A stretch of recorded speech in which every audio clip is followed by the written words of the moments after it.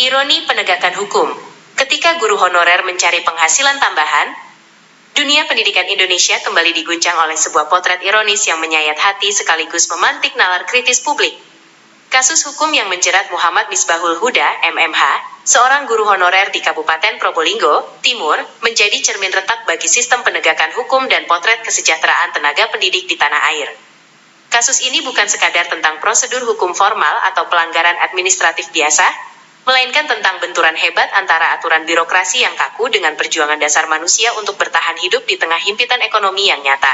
Di sini, kita melihat bagaimana hukum terkadang kehilangan ruh kemanusiaannya saat berhadapan dengan realitas kemiskinan yang struktural dan kegagalan negara dalam memberikan jaminan hidup yang layak bagi para pejuang literasi di garis depan. Fenomena ini menciptakan sebuah paradoks yang menyakitkan. Di satu sisi negara melalui konstitusi menuntut kecerdasan bangsa sebagai tujuan luhur, namun di sisi lain, perangkat hukumnya seolah membelenggu kaki para pengajarnya dengan rantai regulasi yang tidak berpihak pada martabat kemanusiaan. Kasus MMH adalah puncak gunung es dari ribuan kisah serupa di pelosok negeri, di mana pengabdian tulus seringkali berujung pada jerat hukum akibat sistem yang tidak sinkron antara kebutuhan hidup dan aturan birokrasi. Kronologi, dedikasi yang terjerat jaring birokrasi. Muhammad Misbahul Huda adalah sosok yang membagi waktunya untuk dua peran penting di tengah masyarakat pedesaan yang dinamis. Di satu sisi, ia adalah seorang guru tidak tetap (GTT) yang telah lama mengabdi di SDN Brabe 1, Kecamatan Maron. Di sekolah tersebut, ia bukan sekadar pengajar yang mentransfer ilmu pengetahuan, melainkan figur pengganti orang tua bagi anak-anak desa yang menggantungkan seluruh asa masa depan mereka pada literasi. Dedikasinya selama bertahun-tahun telah membentuk karakter banyak generasi muda di desanya, sebuah investasi sosial yang tak ternilai harganya bagi keberlanjutan bangsa, namun seringkali luput dari hitungan statistik ekonomi negara. Kehadirannya di ruang kelas bukan sekadar rutinitas profesi, melainkan bentuk ibadah kebudayaan yang ia jalani dengan penuh kesabaran meski imbalan materi yang diterima jauh dari kata cukup. Di sisi lain, sebagai bentuk upaya menyambung hidup dan menjawab panggilan pengabdian di tingkat akar rumput, ia mengemban tugas sebagai pendamping lokal desa, PLD. Tugas ini pun tidak kalah krusialnya. Ia membantu perangkat desa dalam mengelola administrasi yang semakin kompleks, memastikan dana desa terserap dengan baik untuk pembangunan infrastruktur, dan menjadi jembatan informasi bagi warga yang seringkali buta akan regulasi pusat. Langkah untuk mengambil peran ganda ini bukanlah didasari oleh ketamakan, ambisi mengejar kemewahan, atau niat untuk menumpuk kekayaan pribadi secara ilegal.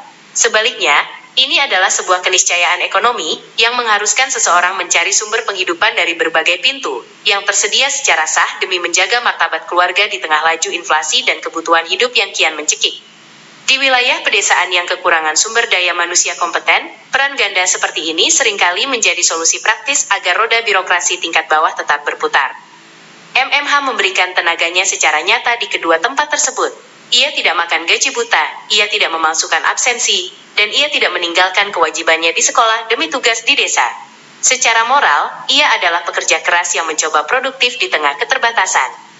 Namun, dedikasinya di dua lini pelayanan publik ini justru membawanya ke balik jeruji besi. Kejaksaan Negeri Kabupaten Probolinggo menetapkannya sebagai tersangka tindak pidana korupsi. Tuduhan intinya adalah rangkap jabatan. Karena kedua posisi tersebut dibiayai oleh anggaran negara, satu melalui dana pendidikan, APBD, dan satu melalui dana desa, APBN. Penerimaan honorarium dari kedua sumber tersebut dianggap sebagai tindakan melawan hukum yang menyebabkan kerugian keuangan negara. Penahanan MMH memicu gelombang simpati sekaligus kemarahan publik yang melihat adanya ketidakadilan yang kasat mata. Masyarakat mempertanyakan bagaimana mungkin seorang guru yang setiap hari berhadapan dengan papan tulis untuk mencerdaskan generasi bangsa harus diperlakukan selayaknya koruptor kelas kakap yang memanipulasi proyek triliunan rupiah dengan niat jahat mens rea yang nyata. Akar masalah, dilema kesejahteraan dan survival strategy. Akar dari masalah ini bukanlah niat jahat untuk melakukan kejahatan, melainkan rapuhnya jaring pengaman sosial bagi tenaga honorer di Indonesia. Guru adalah profesi mulia yang sering dijuluki pahlawan tanpa tanda jasa, namun dalam realitanya, banyak dari mereka yang hidup dalam ketidakpastian ekonomi yang kronis. Ketika negara belum mampu memberikan upah yang setara dengan beban kerja, risiko, dan tanggung jawab besar seorang pendidik, maka mengambil pekerjaan tambahan menjadi satu-satunya strategi bertahan hidup, yang survival strategi, yang paling rasional dan bermartabat daripada melakukan tindakan kriminal seperti mencuri atau menipu. Tanpa adanya jaminan upah minimum yang layak bagi honorer, negara secara tidak langsung telah menciptakan kondisi di mana pelanggaran administratif menjadi tak terelakkan bagi mereka yang ingin bertahan hidup. Dalam berbagai diskusi sosiologi hukum, disoroti bahwa motif MMH murni bersifat eksistensial. Sangat ironis ketika seseorang yang memberikan kontribusi nyata bagi pendidikan siswa di pagi hari dan membantu gerak pembangunan desa di sore hari, justru dikriminalisasi oleh sistem yang seharusnya memberikan penghargaan atas produktivitasnya. Jika negara menuntut profesionalisme tunggal dan konsentrasi penuh dari seorang guru, maka negara pula yang berkewajiban secara moral dan konstitusional untuk menjamin bahwa kebutuhan dasar guru tersebut terpenuhi secara layak. Kegagalan negara dalam memenuhi hak dasar ini merupakan bentuk pengabaian terhadap amanat konstitusi untuk mencerdaskan kehidupan bangsa yang hanya bisa dicapai melalui guru yang sejahtera dan tenang dalam mendidik. Kesenjangan antara ekspektasi negara terhadap dedikasi guru dan realitas tunjangan yang diberikan menciptakan lubang hitam hukum yang berbahaya. Tanpa jaminan kesejahteraan, aturan larangan rangkap jabatan bagi honorer seringkali hanya menjadi jerat hukum yang mencekik mereka yang sedang berjuang keluar dari garis kemiskinan. Fenomena ini disebut sebagai kriminalisasi terhadap kemiskinan, di mana aturan dibuat di menara gading tanpa mempertimbangkan kemampuan subjek hukum untuk menaatinya tanpa mengorbankan kelangsungan hidupnya sendiri. Bagaimana mungkin seorang individu dituntut patuh pada regulasi administrasi yang rumit sementara kebutuhan nutrisi di meja makan keluarga belum tentu terpenuhi esok hari? Inilah titik di mana hukum menjadi alat penindas bagi mereka yang tidak memiliki pilihan lain selain bekerja keras di bawah dua payung berbeda. Kritik penegakan hukum, antara kepastian formal dan keadilan substantif. Penanganan kasus MMH menjadi preseden penting mengenai bagaimana aparat penegak hukum kita memandang sebuah pelanggaran di tingkat akar rumput. Kritik tajam datang dari berbagai elemen masyarakat, termasuk jajaran legislatif di Komisi 3 DPR RI dan para aktivis hak asasi manusia. Ada beberapa poin krusial yang menjadi bahan perdebatan dalam diskursus publik mengenai etika penegakan hukum di Indonesia. 1. Maladministrasi vs tindak pidana korupsi. Banyak ahli hukum berpendapat bahwa persoalan rangkap jabatan bagi tenaga honorer seharusnya dipandang secara proporsional dalam ranah hukum administratif negara. Jika terdapat kekeliruan dalam prosedur penerimaan honor atau ketidaktahuan mengenai aturan teknis larangan rangkap jabatan, langkah yang paling bijaksana adalah melalui mekanisme pembinaan, teguran, atau pengembalian dana, tuntutan ganti rugi. Penegakan hukum yang langsung melompat ke ranah pidana, apalagi dikategorikan sebagai korupsi, dianggap sebagai tindakan overcriminalization. Hal ini tidak hanya merugikan individu secara psikologis dan sosial, tetapi juga mencoreng kehormatan profesi guru secara umum dan menciptakan iklim ketakutan bagi jutaan tenaga honorer lainnya di seluruh Indonesia yang mungkin berada dalam posisi serupa. 2. Ketimpangan skala prioritas penegakan hukum. Kasus ini memicu pertanyaan sensitif tentang skala prioritas institusi penegak hukum. Publik merasakan adanya ketimpangan tajam ketika seorang guru honorer diproses dengan sangat cepat hingga dilakukan penahanan rutan, sementara di sisi lain, banyak kasus korupsi besar yang melibatkan pejabat tinggi seringkali berjalan sangat lambat atau penuh kompromi.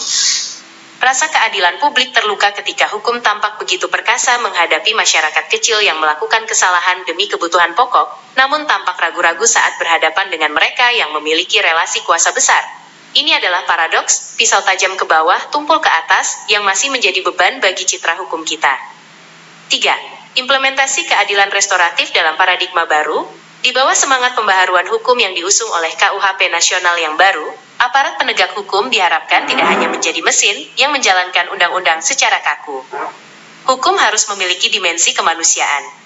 Pendekatan keadilan restoratif justice, seharusnya menjadi arus utama, terutama dalam kasus-kasus yang tidak mengandung niat jahat untuk memperkaya diri secara koruptif melalui penipuan, melainkan murni karena desakan kebutuhan hidup yang mendasar dan adanya tumpang tindih regulasi yang tidak tersosialisasi dengan baik ke level bawah.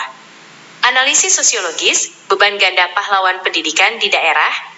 Secara sosiologis, apa yang dialami oleh Muhammad Misbahul Huda adalah manifestasi dari fenomena beban ganda yang dipikul oleh pahlawan pendidikan di pelosok daerah. Di banyak wilayah, ketergantungan sekolah terhadap tenaga honorer sangatlah tinggi. Tanpa mereka, banyak ruang kelas yang akan kosong dan banyak administrasi sekolah yang akan lumpuh total. Namun, status hukum dan ekonomi mereka tetap berada di wilayah abu-abu yang rentan. Mereka dituntut mematuhi kode etik birokrasi layaknya aparatur sipil negara (ASN), namun tidak diberikan perlindungan dan jaminan finansial yang setara. Ketidakadilan ini diperparah oleh ekspektasi sosial yang tinggi terhadap figur guru sebagai teladan moral di masyarakat. Kriminalisasi terhadap guru honorer dalam konteks ini menunjukkan adanya kegagalan sistemik dalam memahami realitas sosiologis di lapangan. Ketika seorang guru harus membagi fokusnya antara mengajar di pagi hari dan bekerja sebagai pendamping desa di sore hari, itu adalah sinyal darurat bahwa sistem penggajian negara sedang tidak baik-baik saja. Menghukum individu atas kegagalan sistemik adalah sebuah bentuk ketidakadilan struktural yang harus segera diakhiri melalui kebijakan publik yang lebih berempati. Masyarakat pedesaan sebenarnya sangat terbantu dengan peran ganda MMH. Pendidikan anak mereka berjalan, dan tata kelola desa mereka terbantu secara administratif. Secara sosial, ia adalah aset komunitas, namun di mata birokrasi yang dingin, ia hanyalah sebuah angka dalam daftar pelanggaran yang harus diproses demi pemenuhan target kinerja penuntutan. Perspektif filosofis, hukum untuk manusia atau manusia untuk hukum. Secara filosofis, kasus ini menguji esensi dari keberadaan hukum itu sendiri dalam sebuah negara hukum yang demokratis. Apakah hukum diciptakan hanya untuk ditegakkan secara buta demi kepastian formal semata, atau hukum ada untuk menciptakan keadilan substantif yang memanusiakan manusia? Dalam pandangan hukum progresif yang dipopulerkan oleh mendiang Prof.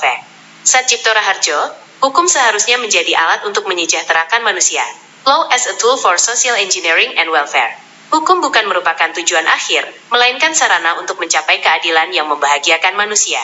Jika hukum justru menciptakan penderitaan yang tidak proporsional, maka hukum tersebut sedang mengalami disfungsi moral. Gustav Radbruch, seorang filsuf hukum ternama, pernah mengemukakan 3 nilai dasar hukum: kepastian hukum, kemanfaatan, dan keadilan.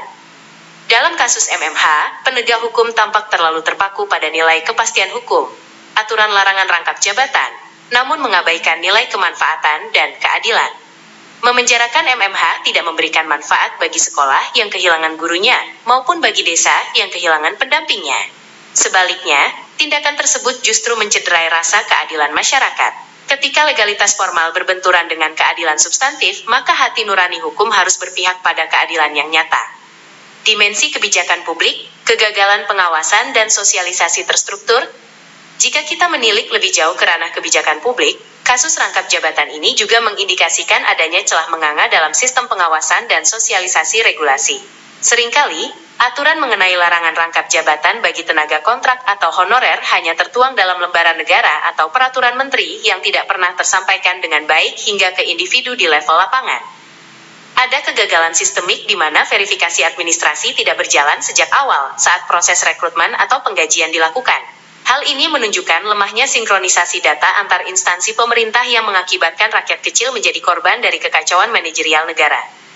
Seharusnya, jika sistem integrasi data, seperti Satu Data Indonesia, berjalan dengan baik, peringatan mengenai potensi rangkap jabatan sudah muncul secara otomatis di sistem penggajian negara sejak bulan pertama seseorang terdeteksi menerima 2 honorarium. Membiarkan pelanggaran administrasi terjadi selama bertahun-tahun tanpa teguran, lalu kemudian memprosesnya sebagai tindak pidana korupsi di akhir periode, adalah sebuah bentuk kelalaian birokrasi yang justru membebankan seluruh konsekuensi terberatnya pada individu yang paling lemah dalam struktur kekuasaan. Negara tidak boleh melakukan pembiaran yang menjebak, di mana kesalahan administratif dibiarkan menumpuk hingga menjadi delik pidana yang menghancurkan reputasi seseorang secara permanen hanya karena kelalaian sistem dalam memberikan peringatan dini. Realitas guru honorer, antara pengabdian suci dan ancaman kelaparan. Mari kita bicara jujur mengenai kondisi objektif guru honorer di pelosok Nusantara. Banyak dari mereka yang menerima upah bulanan, yang jumlahnya bahkan tidak cukup untuk membeli bensin atau biaya transportasi menuju sekolah selama 1 bulan penuh. Beberapa bahkan hanya dibayar dengan sistem triwulan yang seringkali terlambat cair. Dalam situasi seperti itu, larangan untuk mencari penghasilan tambahan tanpa memberikan solusi kesejahteraan yang konkret adalah sebuah kekejaman tersembunyi yang dibungkus dengan bahasa regulasi. Negara seolah-olah memberikan beban moral yang sangat berat.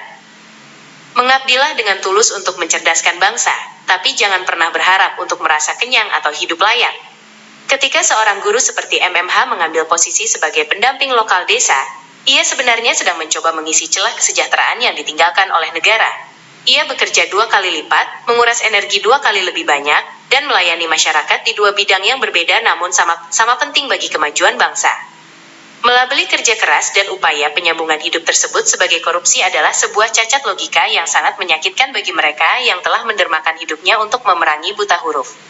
Ini bukan tentang pengayaan diri yang tidak sah, melainkan tentang kompensasi atas keringat yang benar-benar diteteskan untuk pelayanan publik.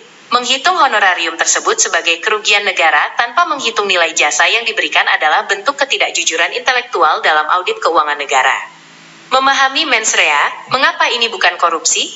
Dalam hukum pidana, dikenal doktrin actus reus, perbuatan yang salah, dan mens rea, niat yang salah. Agar seseorang dapat dipidana karena korupsi, harus terbukti adanya niat jahat untuk memperkaya diri sendiri dengan cara melawan hukum yang merugikan keuangan negara. Dalam kasus MMH, unsur mens rea ini sangat sulit ditemukan. Apakah ia berniat mencuri uang negara? Tidak. Ia berniat memberikan jasa profesional sebagai pendamping desa dan sebagai imbalannya ia menerima honorarium. Honor tersebut adalah hak atas pekerjaan yang benar-benar ia lakukan secara faktual. Jika ia menerima gaji dari desa namun tidak pernah bekerja, barulah unsur korupsi terpenuhi. Namun, dalam realitanya, kedua pekerjaan tersebut ia laksanakan secara konsisten. Kesalahan yang terjadi hanyalah pada aspek administratif rangkap jabatan, bukan pada aspek penggelapan dana. Menyamakan kesalahan administratif guru honorer dengan niat jahat koruptor proyek infrastruktur adalah sebuah kekeliruan fatal dalam penalaran hukum. Aparat penegak hukum seharusnya dilatih untuk membedakan antara pelanggaran prosedur yang dilakukan untuk bertahan hidup dan kejahatan sistemik yang dilakukan untuk menumpuk kekayaan. Keadilan substantif vs prosedural, sebuah pertarungan paradigma. Hukum seringkali terjebak dalam jebakan prosedural yang kaku dan mekanistis. Dalam kacamata prosedural, MMH memang melanggar aturan teknis mengenai rangkap jabatan bagi penerima dana negara. Namun, dalam kacamata keadilan substantif, apakah tindakan tersebut benar-benar merugikan masyarakat atau negara secara esensial? Faktanya, tugas-tugasnya di sekolah diselesaikan dengan penuh tanggung jawab dan tugasnya di desa juga dilaksanakan sesuai target kinerja. Tidak ada dana fiktif dalam kasus ini. Setiap rupiah yang diterima adalah imbalan atas pekerjaan yang benar-benar dilakukan secara nyata di lapangan. Jika pekerjaan dilakukan dan hasil terlihat, di mana letak kerugian negaranya? Jika negara mempermasalahkan rangkap jabatan, seharusnya penyelesaiannya bersifat korektif dan edukatif, bukan punitif yang menghancurkan masa depan. Memenjarakan seorang guru karena menerima bayaran atas pekerjaan nyata adalah bentuk kegagalan negara dalam membedakan antara pencuri yang mengambil hak orang lain dan pekerja keras yang terhimpit aturan. Kerugian negara yang dituduhkan seringkali hanya dihitung dari angka keluar, tanpa pernah memperhitungkan nilai manfaat ekonomi dan sosial yang telah diberikan oleh individu tersebut kepada masyarakat selama bertahun-tahun. Kita butuh hakim dan jaksa yang mampu melihat melampaui teks undang-undang untuk menemukan kebenaran yang hidup di masyarakat. Perbandingan hukum, bagaimana negara lain menangani masalah serupa? Di banyak negara maju, seperti Finlandia atau Singapura, kesejahteraan guru adalah prioritas utama, sehingga mereka tidak perlu mencari pekerjaan sampingan. Namun, di negara-negara yang masih berkembang, aturan mengenai pekerjaan sampingan bagi pegawai publik biasanya diatur dengan fleksibilitas tertentu, asalkan ada keterbukaan, disclosure, dan tidak ada konflik kepentingan yang merugikan fungsi utama. Kasus MMH menunjukkan bahwa Indonesia masih terjebak dalam birokrasi kolonial yang sangat formalistik namun lemah dalam perlindungan sosial. Di banyak yurisdiksi hukum modern, pelanggaran administratif seperti rangkap jabatan bagi pegawai kontrak tingkat rendah diselesaikan melalui pemotongan upah atau sanksi disipliner ringan, bukan melalui penuntutan pidana korupsi yang memiliki stigma sosial sangat berat. Memasukkan kasus ini ke ranah korupsi adalah sebuah loncatan hukum yang tidak lazim dalam praktek hukum internasional yang sehat. Kemenangan logika keadilan, sebuah titik balik yang menggembirakan. Beruntung, setelah melalui tekanan publik yang masif, kritik dari para tokoh bangsa, dan pertimbangan kemanusiaan yang mendalam dari berbagai pihak, Kejaksaan Tinggi Jawa Timur akhirnya mengambil langkah yang bijak dan progresif. Perkara Muhammad Misbahul Huda akhirnya dihentikan melalui mekanisme keadilan restoratif. Keputusan ini diambil dengan beberapa pertimbangan fundamental yang sangat menyentuh rasa keadilan publik. Iktikat baik pemulihan, MMH menunjukkan tanggung jawab moral yang luar biasa dengan memulihkan seluruh kewajiban terkait dana yang dipersoalkan ke kas negara, meskipun dana tersebut diperoleh dari hasil keringatnya sendiri. Ini membuktikan secara kuat bahwa ia tidak memiliki niat jahat untuk merugikan negara demi keuntungan pribadi yang tidak sah. Ketiadaan unsur tercela, perbuatannya dinilai bukan sebagai tindakan korupsi yang terencana untuk memperkaya diri secara ilegal, melainkan lebih dipandang sebagai akibat dari ketidaktahuan atas regulasi birokrasi yang rumit dan kurangnya pembinaan dari instansi terkait. Kontribusi nyata bagi masyarakat, selama periode tersebut, tugasnya sebagai guru tetap berjalan dengan sangat baik dan mendapatkan apresiasi dari wali murid. Begitu pula perannya sebagai pendamping desa yang terbukti memberikan kontribusi nyata bagi tata kelola pembangunan masyarakat setempat. Kepentingan masa depan siswa, pembebasannya memungkinkan ia kembali ke ruang kelas, tempat di mana ia paling dibutuhkan. Bagaimanapun juga, para siswalah yang paling dirugikan ketika pengajar terbaik mereka harus mendekam di penjara hanya karena persoalan administratif. Pelajaran bagi sistem hukum Indonesia di masa depan, kasus ini seharusnya menjadi catatan emas sekaligus peringatan keras bagi seluruh aparat penegak hukum di Indonesia. Keberhasilan penghentian perkara MMH menunjukkan bahwa restoratif justice bukan sekadar konsep di atas kertas atau jargon politik, melainkan instrumen vital untuk mencegah hukum menjadi alat penindas bagi warga negara yang lemah secara ekonomi namun kuat secara kontribusi sosial. Keadilan tidak boleh hanya menjadi milik mereka yang mampu membayar pengacara mahal, tetapi harus dapat dirasakan oleh guru-guru di pelosok yang tidak memahami liku-liku pasal hukum. Aparat penegak hukum harus mulai beralih dari paradigma legalistik positivistik yang hanya mementingkan teks undang-undang, menuju paradigma hukum yang berkeadilan yang mementingkan konteks manusiawi. Hukum tidak boleh buta terhadap latar belakang sosial dan ekonomi pelaku. Sebuah kesalahan yang lahir dari kemiskinan dan ketidaktahuan tidak boleh disamakan dengan kejahatan yang lahir dari keserakahan dan penyalahgunaan kekuasaan. Integritas penegak hukum diuji dari kemampuannya melihat kebenaran di balik angka-angka kerugian negara dan keberaniannya untuk berkata tidak pada tuntutan yang tidak manusiawi. Urgensi reformasi tata kelola guru honorer dan tenaga kontrak. Ke depan, pemerintah melalui kementerian terkait harus segera membenahi status guru honorer secara menyeluruh dan berkeadilan. Kriminalisasi seperti ini akan terus berulang seperti api dalam sekam jika akar masalahnya, yaitu ketidakadilan ekonomi dan ketidakjelasan status kepegawaian, tidak segera dicabut hingga ke akarnya. Selama kesejahteraan guru honorer masih berada di bawah garis kelayakan hidup yang bermartabat, mereka akan selalu berada dalam risiko hukum saat mencoba mencari nafkah tambahan demi kelangsungan hidup keluarga mereka. Kita tidak bisa terus-menerus menuntut heroisme dari guru tanpa memberikan kepastian kesejahteraan. Beberapa langkah teknis yang perlu diambil antara lain: 1. Penyelarasan data nasional. Mengintegrasikan data Dapodik, pendidikan, dengan data Siskudes, desa, secara real-time, untuk memberikan peringatan dini jika terjadi rangkap jabatan, sehingga tindakan korektif bisa dilakukan secara administratif sebelum menjadi masalah hukum. 2. Regulasi pekerjaan sampingan yang jelas. Membuat payung hukum yang memperbolehkan guru honorer mengambil pekerjaan sampingan tertentu selama tidak mengganggu jam mengajar, sebagai bentuk toleransi atas keterbatasan upah. 3. Akselerasi pengangkatan PPPK, mempercepat proses peralihan guru honorer menjadi pegawai pemerintah dengan perjanjian kerja PPPK, dengan skema penggajian yang manusiawi. 4. Pendidikan hukum bagi pendidik, memberikan sosialisasi mengenai etika birokrasi dan regulasi rangkap jabatan agar para guru tidak terjebak dalam masalah hukum akibat ketidaktahuan. Membangun budaya hukum yang empatik. Lebih dari sekadar reformasi birokrasi, kita membutuhkan reformasi budaya hukum. Hukum seringkali dipandang sebagai kumpulan sanksi, padahal esensinya adalah ketertiban sosial yang adil. Jika penegakan hukum hanya membuat masyarakat merasa terancam saat mereka mencoba bekerja keras untuk hidup, maka hukum tersebut gagal menjalankan fungsinya. Kita membutuhkan jaksa dan hakim yang memiliki telinga sosiologis, kemampuan untuk mendengarkan denyut nadi penderitaan masyarakat dan memahami konteks lokal. Kasus MMH di Probolinggo telah membuka mata kita bahwa di balik pasal-pasal korupsi yang menyeramkan, seringkali terdapat kisah-kisah perjuangan hidup yang memilukan. Memenjarakan kemiskinan tidak akan pernah menyelesaikan masalah korupsi di negeri ini. Korupsi yang sebenarnya ada di kantor megah dengan transaksi miliaran rupiah, bukan di saku seorang guru honorer yang merangkap menjadi pendamping desa demi bisa membelikan susu untuk anaknya atau membayar tagihan listrik rumahnya. Penutup, mengembalikan martabat pendidik sebagai saka guru bangsa. Kasus Muhammad Misbahul Huda adalah sebuah wake-up call, atau alarm keras, bagi seluruh pemangku kepentingan di negeri ini. Penegakan hukum tidak boleh dilepaskan dari konteks sosial, ekonomi, dan kemanusiaan yang melatar belakanginya. Keadilan tidak akan pernah ditemukan dalam tumpukan berkas undang-undang yang kering dan dingin, melainkan dalam keberanian para penegak hukum untuk menggunakan akal sehat, empati, dan kebijaksanaan di atas sekadar prosedur operasional standar. Kita harus berhenti memperlakukan pahlawan pendidikan kita sebagai pesakitan administratif.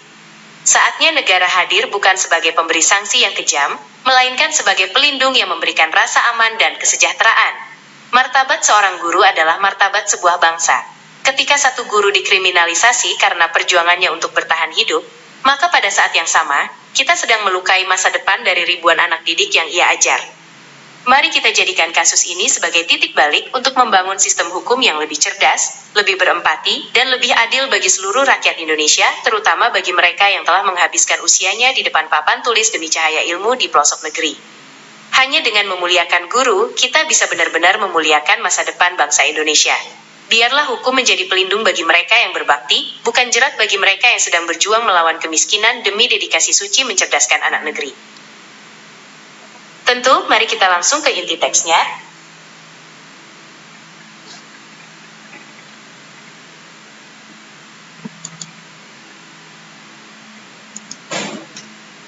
Sekali ya.